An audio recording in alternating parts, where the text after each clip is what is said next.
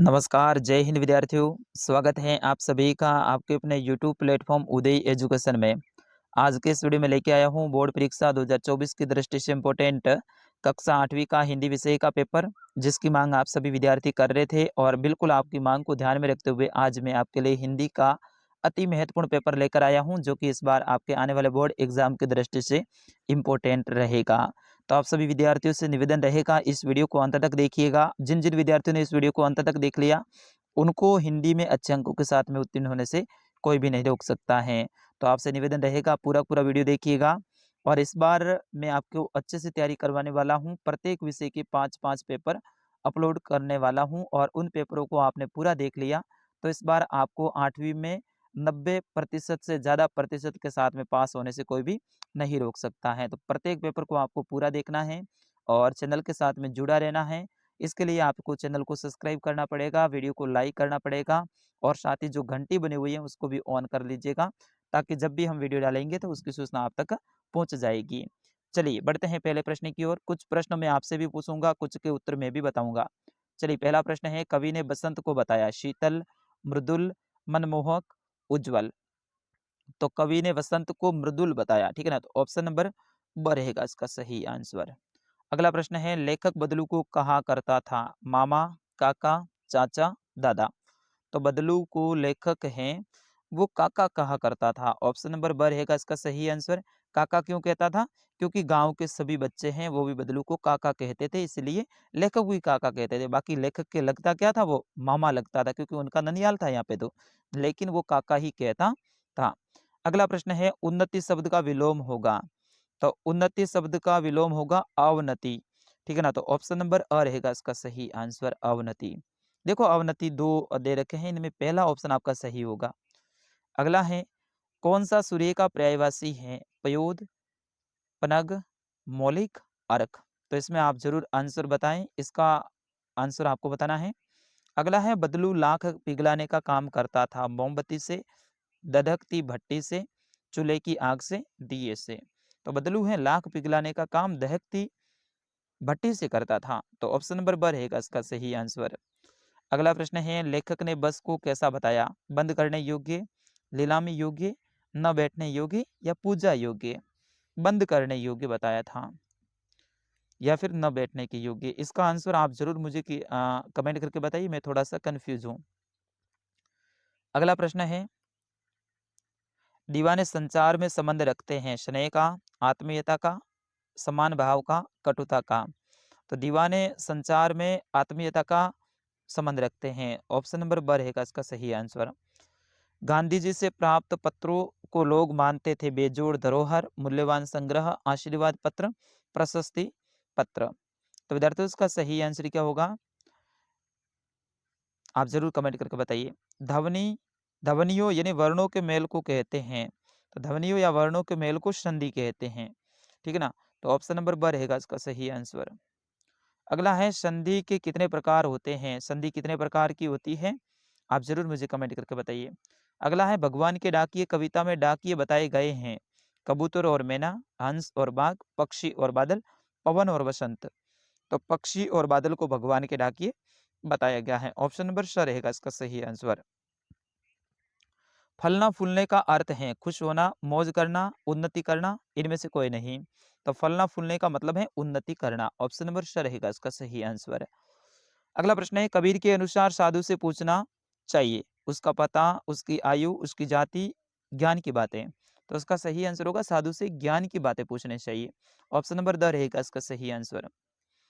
अगला प्रश्न है, सागर का पर्यायवाची शब्द है पर्वत, जंगल, धरा, जलधि। तो जलधि हो जाएगा इसका सही आंसर।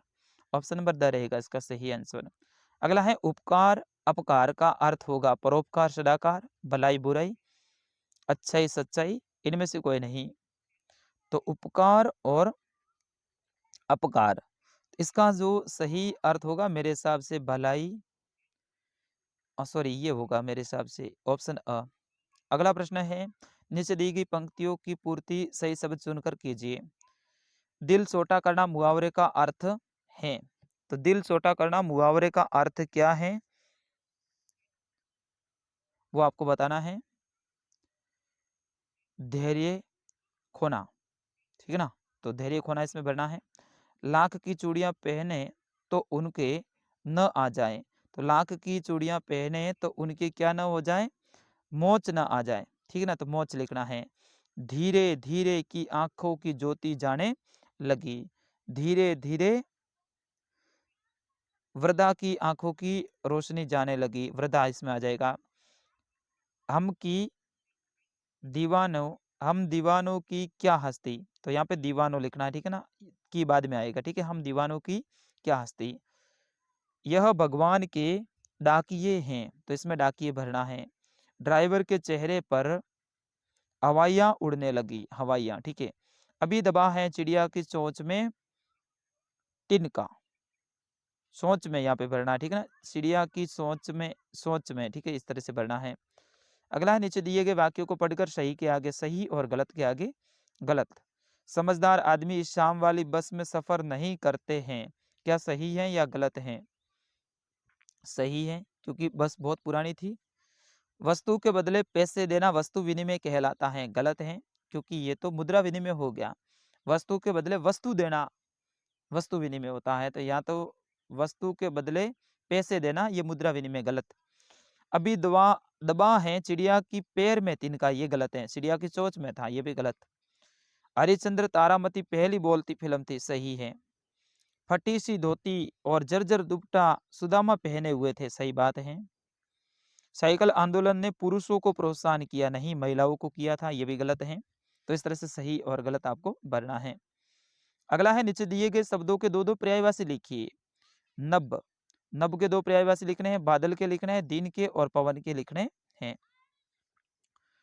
दिए गए वाक्यांश का मिलान कीजिए, इनका मिलान करना है। फिर नीचे दिए गए वाक्यों के समानार्थी शब्द चुनिए। जिस पर किसी का अंकुश ना लगे तो उसे कहते हैं निरंकुश, निरंकुश, ठीक है। जिसके टुकड़े ना हो सके, जिसका कोई आकार ना हो, निराकार। जिसकी गिनती ना हो सके, अनगिनत। तो इस तरह से आपको इनके लिखना है। गजब हो गया, ऐसी बस अपने आप चलती है। लेखक को यह सुनकर क्यों हैरानी हुई, क्योंकि उन्होंने हिस्सेदार से पूछा कि ये बस चलती है क्या, तो उन्होंने कहा साहब बस बस चलती नहीं है, ये तो अपने आप चलती है, दौड़ती है। तो इस तरह से यह सुनकर लेखक को हैरानी हुई, क्योंकि देखने में बस बड़ी टूटी फूटी लग रही थी। कवि फूलों को किससे सींचना चाहता है, कवि है वो फूलों को किससे सींचना चाहता है। अगला प्रश्न है, नीचे दिए गए मुहावरों का वाक्य में प्रयोग कीजिए। आंखें फेरना, कमर कचना, इनका वाक्य में प्रयोग भी करना है। निर्स उपसर्ग लगाकर दो नए शब्द बनाइए। निर्धन, ठीक है, निर्धन हो जाएगा। निर्धन आकार, निराकार हो जाएगा, ठीक है। इस तरह से दो शब्द बनाने हैं। दो पहिए, दो पहिया वाहन चलाते समय रखी जाने वाली सावधानी लिखना है। हेलमेट पहनकर चलाना चाहिए, अपनी साइड में चलाना चाहिए, और ट्रैफिक सिग्नलों का पालन करना चाहिए, इस तरह से। कोरोना वायरस के दो उपाय, ये नहीं आएगा प्रश्न। साइकिल चलाना शुरू करने पर महिलाओं के प्रति पुरुषों का व्यवहार कैसा था। घबराया की टोपी पर दर्जी ने 5 फूंदने क्यों जड़ दिए। और नीचे दिए गए गद्यांश को पढ़कर नीचे दिए गए प्रश्नों के उत्तर देने हैं। फिर उसके बाद में बदलू वाला गद्यांश आएगा, ध्यान रखना है। नीचे दिए गए पद्यांश को पढ़कर भावार्थ लिखना है इनका। फिर उसके बाद में 19वां प्रश्न है, किसी एक शीर्षक पर कहानी लिखनी है। भूखी लोमड़ी, सोने अंडा देने वाला मुर्गा, इनमें से कोई एक कहानी लिखनी है। फिर उसके बाद में 20वां प्रश्न है, आप सूरतगढ़ निवासी रोहित नंदन हैं, आपके पिताजी का स्थानांतरण यहाँ से जयपुर हो गया है। अपने विद्यालय के प्रधान अध्यापक महोदय को स्थानांतरण प्रमाण पत्र टीसी के लिए प्रार्थना पत्र लिखिए। रोगी का चिकित्सक से संवाद है, वो लिखिए। संवाद जरूर आएगा, संवाद अच्छे से याद कर लीजिएगा। फिर किसी एक विषय के ऊपर आपको निबंध लिखना है।